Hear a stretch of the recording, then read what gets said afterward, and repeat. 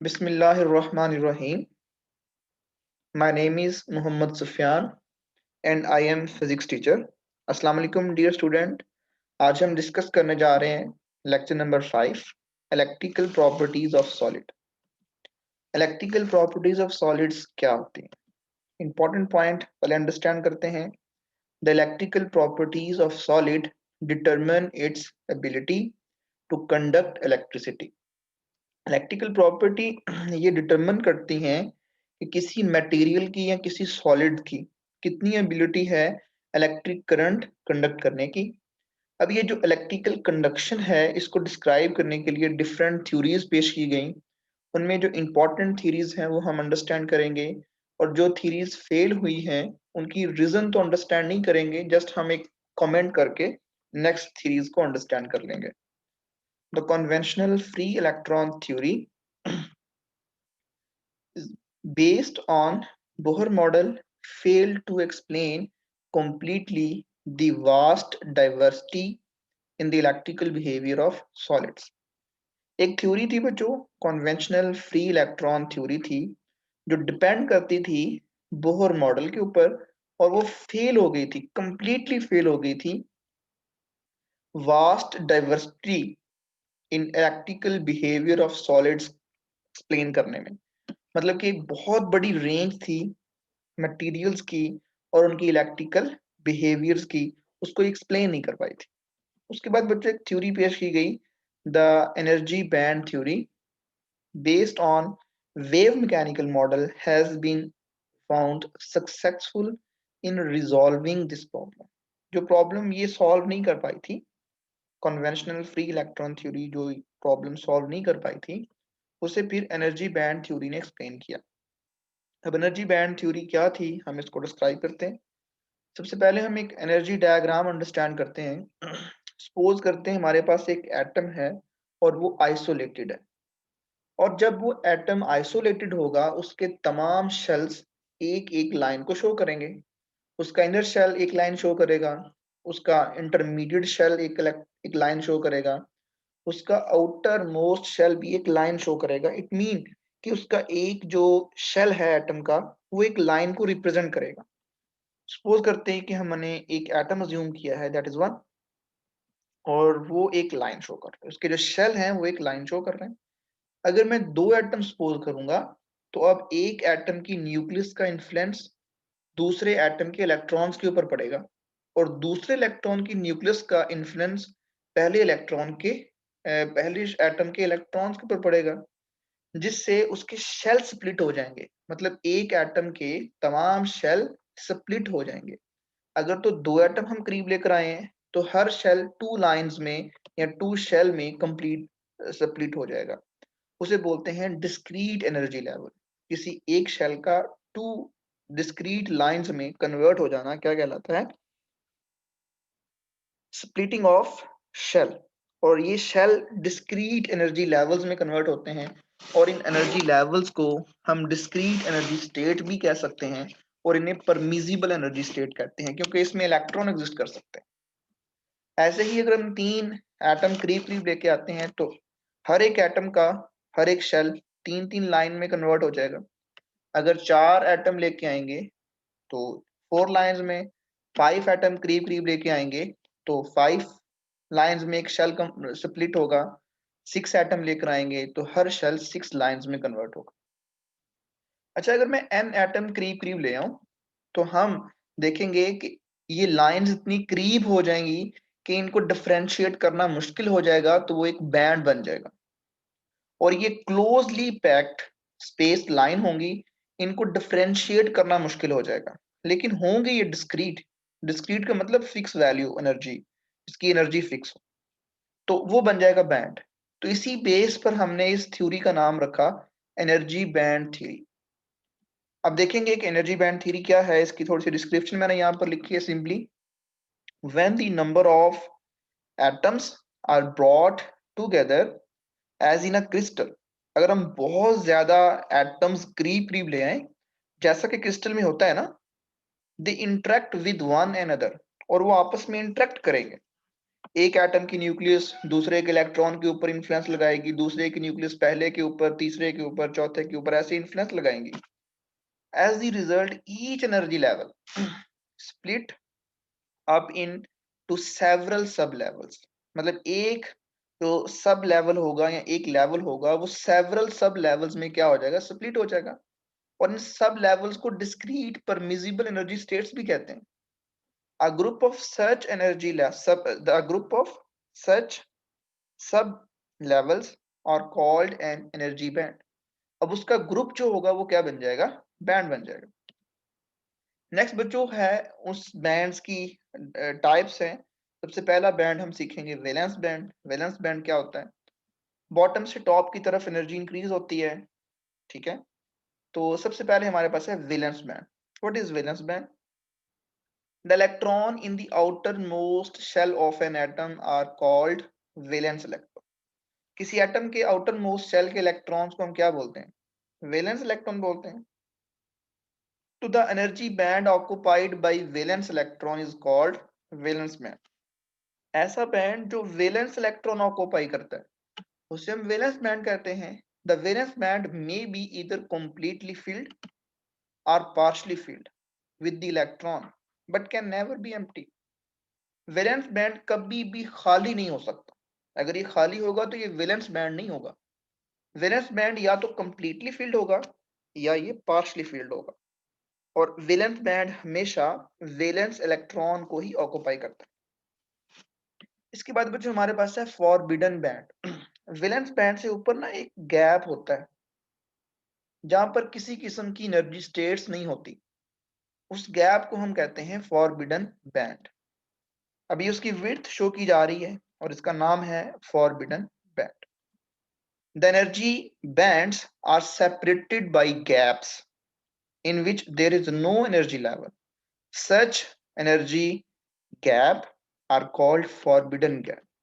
जैसे कि बच्चों देखें, ये एक बैंड है, एनर्जी बैंड है, और ये कंडक्शन एनर्जी बैंड है. इनके दरमियान में गैप है, उसे कहते हैं फॉरबिडन गैप या फॉरबिडन बैंड भी कहते हैं.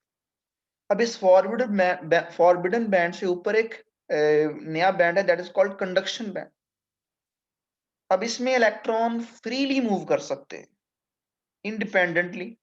और इस बैंड के अंदर जो इलेक्ट्रॉन्स की तादाद है वो डिस्क्राइब करती है कि मटेरियल कितना कंडक्टिव और कितना रेजिस्टिव है. The energy band next to valence band is called conduction band. The valence and conduction band are separated by forbidden energy gap. Conduction band और वैलेंस बैंड को सेपरेट करने वाला बैंड क्या है, forbidden band. The conduction band may be empty or partially filled. Conduction band खाली भी हो सकता है और पार्शली फिल्ड भी हो सकता है. इसकी कोई कंडीशन नहीं है कि लाजमी फील्ड हो या मतलब खाली हो. ये फिल पार्शली फिल्ड भी हो सकता है और ये एम्प्टी भी हो सकता है. The electron in conduction band can drift freely in the material and are called free or conduction electron. ये डेफिनेशन पूछ सकता है कंडक्शन इलेक्ट्रॉन की. नेक्स्ट बच्चों हमारे पास है the width of forbidden band.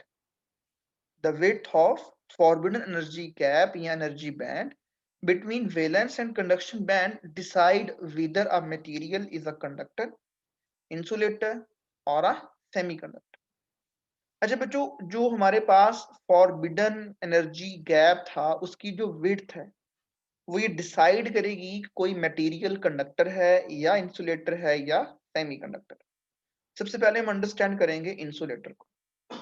Suppose करें वही एनर्जी डायग्राम हम ड्रॉ कर रहे हैं. सबसे पहले हमारे पास वैलेंस बैंड है, उसके बाद फॉरबिडन गैप है, उसके बाद कंडक्शन बैंड. अच्छा बच्चों, अगर तो ये गैप बहुत ज्यादा हो, फॉरबिडन बैंड का गैप बहुत ज्यादा हो या फॉरबिडन बैंड की विड्थ बहुत ज्यादा हो, इट मीन इसका मतलब क्या है कि कोई इलेक्ट्रॉन वैलेंस बैंड से कंडक्शन बैंड में ना जा सके और कोई इलेक्ट्रॉन फ्रीली ना मूव कर सके उस मटेरियल के अंदर या उस लैटस के अंदर, तो that is called insulator. Insulator are those material in which valence electron are bound very tightly to their atom and are not free. In term of energy band, it means that an insulator has following properties हम discuss करने जा रहे हैं।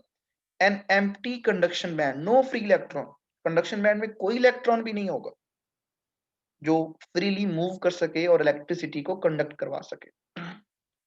Full valence band, इसमें valence band full होगा, complete होगा और वो स्टेबल भी होगा।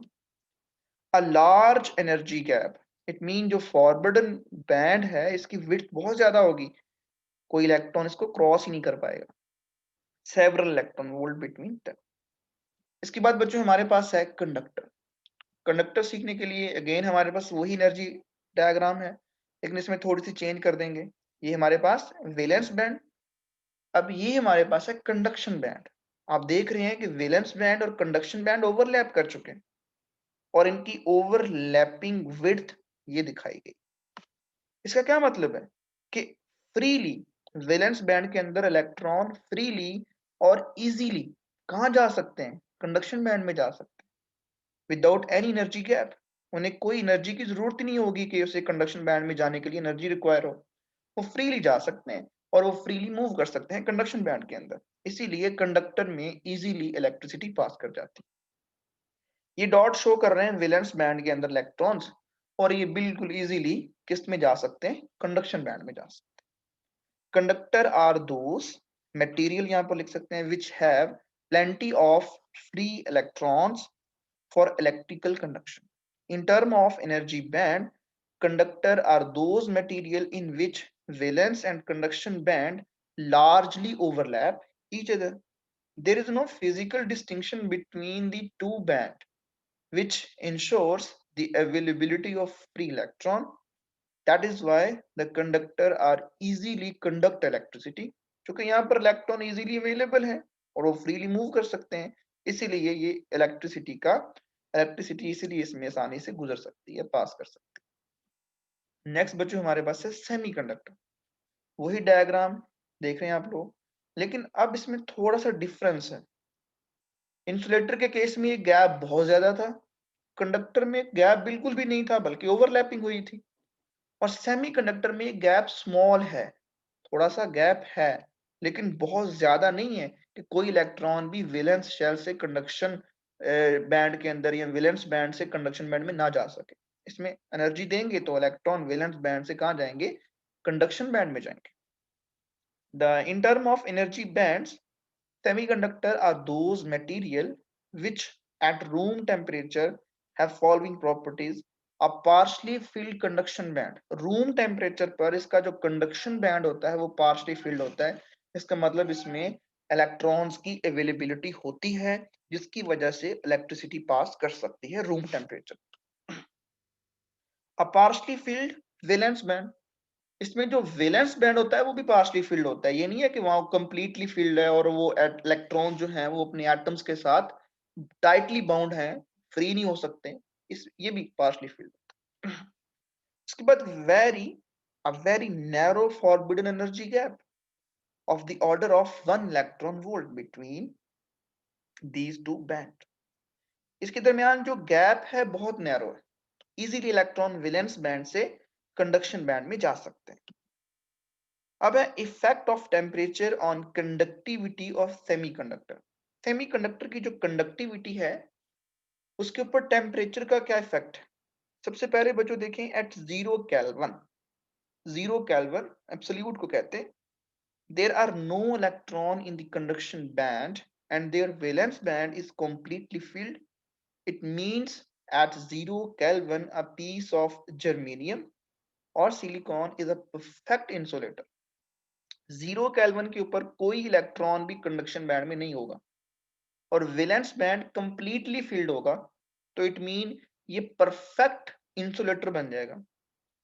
अगर टेम्परेचर चेंज करें, however with the increase of temperature some electron some electrons possess sufficient energy to jump across small energy gap from valence band to conduction band. This transfer of some free electrons in the conduction band and create some holes in the valence band. Thus, at room temperature, germanium or silicon crystal become a semiconductor. जब temperature increase करेंगे तो electron यहाँ से energy लेकर conduction band में चले जाएंगे, इस गैप को क्रॉस कर पाएंगे, और जैसे ही इलेक्ट्रॉन यहाँ से लेफ्ट करेगा पीछे एक होल छोड़ देगा। तो कंडक्शन बैंड के अंदर जो कंडक्टिविटी है ड्यू टू इलेक्ट्रॉन्स होगी, और वैलेंस बैंड में due to holes, it mean vacant seats होगी। तो टेम्परेचर इंक्रीज करने से इनकी कंडक्टिविटी बढ़ जाती है, इसीलिए इसे हम अल्फा नेगेटिव मटेरियल्स भी कहते हैं। इसके बाद बच्चों ये हमारे पास कुछ डिस्क्रिप्शन थी। अगर आपको टॉपिक समझ ना आया हो तो आप कमेंट बॉक्स में कमेंट करके क्वेश्चन पूछ सकते हैं। Thanks for watching. Allah Hafiz.